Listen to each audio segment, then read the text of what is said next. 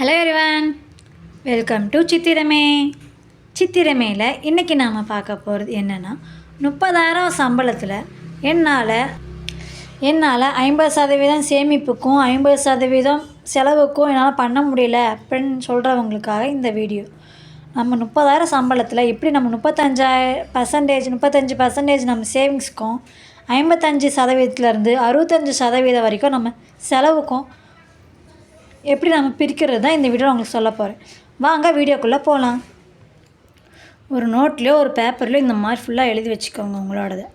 வீட்டு வாடகைக்குன்னு ஒரு 12,000 ரூபாயும், பாலுக்கு 1000 ரூபா, காய்கறிக்கு 2000 ரூபா, கறி நான்வெஜ்ஜுக்கு 2000 ரூபா, மளிகைக்கு 5000 ரூபா, கரண்ட் பில்லுக்கு 1000 ரூபா, மொபைல் ரீசார்ஜுக்கு 600 ரூபா, கேபிளுக்கு 200 ரூபா, கேஸுக்கு 1200 ரூபா, பெட்ரோலுக்கு 3000 ரூபா, எமர்ஜென்சி ஃபண்டுக்கு ஒரு 2000 ரூபா. கிட்டத்தட்ட நம்ம 30,000 ரூபா இதுக்குள்ளே அடங்குற மாதிரி நம்ம பண்ணியாச்சு. என்னடா இவ்வளோ 30,000 ரவுண்ட் பண்ணிட்டாங்க ஃபுல்லாக அப்படின்னு நீங்கள் நினைப்பீங்க. இதிலேருந்து தான் நம்மளோட செலவு போக நம்ம சேமிக்க போகிறோம். அது எப்படின்னு சொல்கிறேன் வாங்க. இப்போ வாடகை 12,000 ரூபான்னு இருந்தீங்கன்னா 12,000 ரூபான்னு போட்டிருக்கோம். இப்போ நம்ம வீட்டு வாடகையில் ஒரு 7,000 ரூபாவில் இருந்தோம்னா நம்ம சேவிங்ஸ்க்கு நம்ம ஒரு 5,000 ரூபா நம்மளால் சேவிங்ஸ் பண்ண முடியும். 12,000 ரூபா நம்ம ஒதுக்கி அதுலேருந்து நம்ம 5,000 ரூபாய் நம்ம எடுத்து வைக்க போகிறோம். பாலுக்கு 650 ரூபா போக நம்ம 350 ரூபா சேவிங்ஸ் பண்ண முடியும். நான் காய்கறியில் 1000 ரூபா, 2000 ரூபா போக 2000 ரூபான்னு போட்டுப்போம். இதில் நம்ம 1000 ரூபா மட்டுமே நம்ம காய்கறிக்கு யூஸ் பண்ணிவிட்டு மிச்சம் 1000 ரூபா எடுத்து வைக்கணும். காய்கறியில் நம்ம அன்றாட தேவைப்படுற காய்கறியாக வாங்கிக்கலாம், இல்லை ஃப்ரிட்ஜ் இருக்கவங்க ஒரு வாரத்துக்கு தேவையான காய்கறி வாங்கி வச்சுக்கலாம். அழுகிற மாதிரி வைக்காமல் ஒரு பொருள் வாங்கினோம்னா 2-3 டிஷ் பண்ணுற மாதிரி வாங்கிட்டிங்கன்னா இந்த பட்ஜெட் உங்களுக்கு ரொம்ப யூஸ்ஃபுல்லாக இருக்கும். நான்வெஜ் சாப்பிட்றவங்களாம் இருந்தீங்கன்னா ஒரு மாதத்துக்கு 1000 ரூபான்னு மட்டும் ஒதுக்கிட்டு மிச்சம் 1000 ரூபா நம்ம சேவிங்ஸ் பண்ணலாம். மளிகைக்கு 5,000 ரூபா நம்ம போட்டோம்னா ஒரு 4,000 ரூபாக்குள்ளே நம்ம ஹோல்சேல் கடையில் வாங்கிட்டோம்னா நம்ம கிட்டத்தட்ட ஒரு 1000 ரூபா வரைக்குமே சேவிங்ஸ் பண்ணலாம். கரண்ட் பில்லில் 1000 ரூபான்னு போட்டிருக்கேன். நான் தமிழ்நாட்டில் இருந்தோம்னா 200 ரூபா 2 மாதத்துக்கு யூனிட் ஃப்ரீ கம்மியாக நம்ம யூஸ் பண்ணோம்னா. பெங்களூரில் அந்த வேறு ஸ்டேட்டில் இருந்தீங்கன்னா 200லேருந்து 800 ரூபாக்குள்ளே வந்துச்சிங்கன்னா ஒரு நம்ம சேவிங்ஸ்க்குன்னு நம்ம ஒரு 200லேருந்து 700 வரைக்கும் நம்ம சேவிங்ஸ் பண்ண முடியும். மொபைல் ரீசார்ஜுக்கு 600 ரூபான்னு போட்டிருக்கேன். 2 பேர் மொபைல் ரீசார்ஜ் பண்ணுறதுனா ஒருத்தங்களுக்கு 200 ரூபா ரீசார்ஜ் பண்ணுறோம் 28 நாளைக்கு. இதே நாம் கம்மியாக ரீசார்ஜ் பண்ணிக்கிட்டோம்னா 200 ரூபா வரைக்குமே நம்ம சேவிங்ஸ் பண்ண முடியும். ஆளுக்கு 200 300 போட்டிருக்கேன். அதில் நம்ம 100 ரூபா கம்மி பண்ணிக்கலாம். இல்லை நெட்டுக்கும் சேர்த்து நம்ம ரீசார்ஜ் பண்ணாலும் நமக்கு ஜாயிண்ட் பேக் பண்ணோம்னா ரேட் இன்னும் கம்மியாகும். அதனால் அப்படி போட்டிருக்கேன்.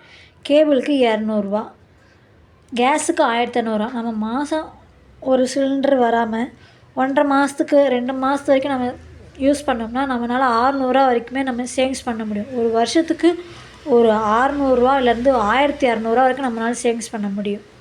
பெட்ரோலுக்கு 3000 ரூபா செலவெல்லாம் பெட்ரோல் பஸ் பாஸ் எடுக்கிறதுக்கு 1500 ரூபா போக மிச்சம் 1500 ரூபா நம்ம சேவிங்ஸ்க்குன்னு ஒதுக்கி வைக்கணும். எமர்ஜென்சி ஃபண்டு ஒரு 2000 ரூபா. இது எமர்ஜென்சி ஃபண்ட் நம்ம எல்லா மாதம் நம்மளால் சேவிங்ஸ் பண்ண முடியும்னு நம்ம சொல்ல முடியாது. ஏதாவது ஒரு எமர்ஜென்சிக்கு நம்ம செலவு பண்ணிடுவோம். நம்ம அந்த கணக்கை நாம் பண்ணலை, கால்குலேஷன் பண்ணாமல் இது மட்டுமே 7000, 650, 1000, மளிகையில் ஒரு 4000, இபி பில்லை 200லேருந்து 800.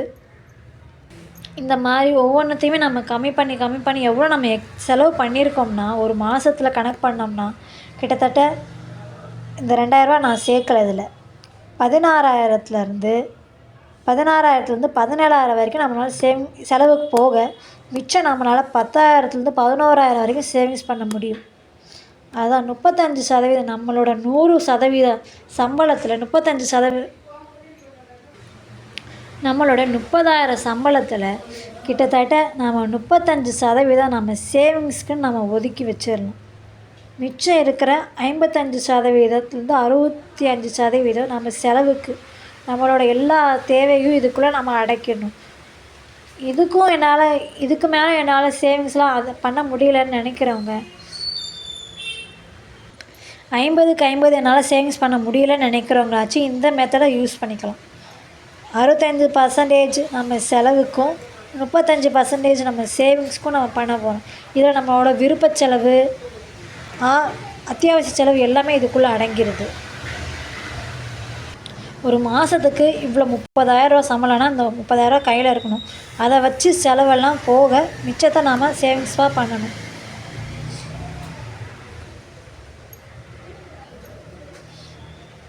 அடுத்த ஒரு இன்ட்ரெஸ்டாகவும் யூஸ்ஃபுல்லாகவும் இருக்க வீடியோவில் சந்திக்கிறேன். Okay then bye. Thanks for வாட்சிங்.